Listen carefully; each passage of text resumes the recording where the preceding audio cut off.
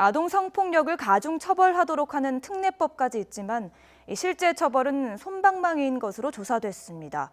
최근 5년간 13세 미만 대상의 성범죄자 재판 결과를 분석했더니 절반에 가까운 41%가 집행유예를 선고받았습니다. 성폭행한 삼촌. 강제가 아닌 합의로 성관계를 맺었다는 삼촌의 주장이 일부 인정돼 1심에서는 무죄가, 2심에서는 두 사람 사이에 합의가 됐다며 징역 2년에 집행유예 3년이 선고됐습니다. 현행 성폭력 특례법은 13살 미만 아동을 상대로 성폭행을 저지르면 무기 또는 10년 이상 징역에, 친족 관계에 의한 성폭행은 7년 이상 징역에 처하도록 하고 있지만 현실에서는 달리 적용되고 있는 겁니다. 최근 5년 동안 13살 미만 아동에 대한 성범죄 1심 재판 결과를 법원 행정처에서 받아봤더니 징역형은 전체의 41.9%에 불과했습니다. 집행유예가 41.8%로 비슷한 수치였고 무죄 선고도 3.5%에 달했습니다.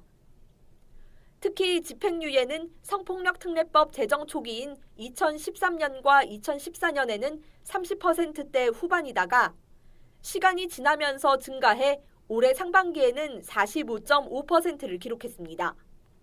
아동 대상 성범죄자에 대해 무관용 원칙을 적용해 엄단하겠다는 성폭력 특례법 제정 취지에 법원이 어긋난 판결을 내리고 있는 겁니다. YTN 장하영입니다.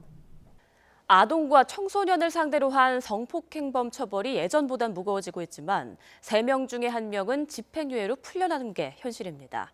여전히 솜방망이 처벌이란 비판이 적지 않습니다. 김지영 기자입니다.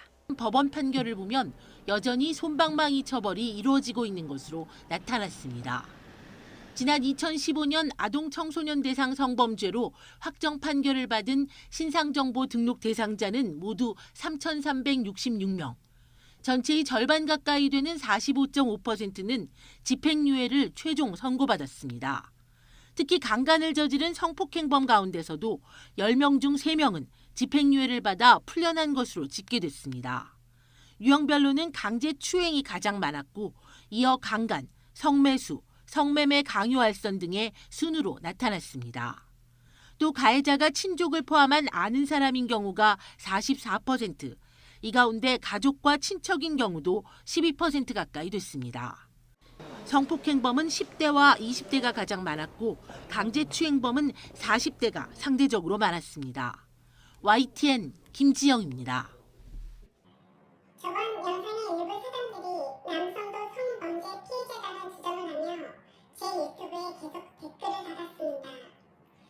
사실 굳이 반박할 가치는 못 느끼겠습니다. 그중 일부는 논리 없이 페미니즘을 꼴통이라고 하는 등 악한 말도 서슴지 않았고 저를 혐오 영상으로 신고하려고까지 했습니다. 저는 이 사람들이 왠지 감옥의 지인이 아닐까라는 생각을 지울 수가 없습니다. 역시 아동학대 당했다고 조작질하는 가짜 피해자답게 가스라이팅에 능한 모습을 보여주었습니다. 그래서 앞으로 당신네들에게 들으라고 대놓고 영상을 찍었습니다. 먼저 한국 성범죄 피해율 95% 이상이 여자입니다. 남자는 5% 미만입니다. 성범죄 아닌 일반 흉악범죄로 대상을 넓혀도 피해자의 87%는 여성입니다. 그리고 흉악범죄 가해의 85% 이상이 남성이며 성범죄를 폭을 좁히면 95%입니다. 남성의 동성 성범죄 중 동일한 남성들이 학교나 군대 등에서 동성 강간을 하거나 옷을 벗기고 수치심을 두는 범죄도 아주 많습니다. 피해를 당한 남성은 불쌍한 남성이지만 피해를 당한 남성이 증오해야 하는 건 가해자이지 페미니즘 운동이 아닙니다. 더 나아가 제 딸은 아동 성범죄 피해자인데요. 서욱이 한국과 같은 남성 성범죄 비호 세력은 무죄 추정의 원칙에 대해 이야기하며 저에게 악플을 달았습니다. 아동 성범죄는 진술 과정에서 이미 무죄 추정의 원칙을 적용할 수가 없습니다. 아동의 성적 경험은 강제적일 수밖에 없습니다.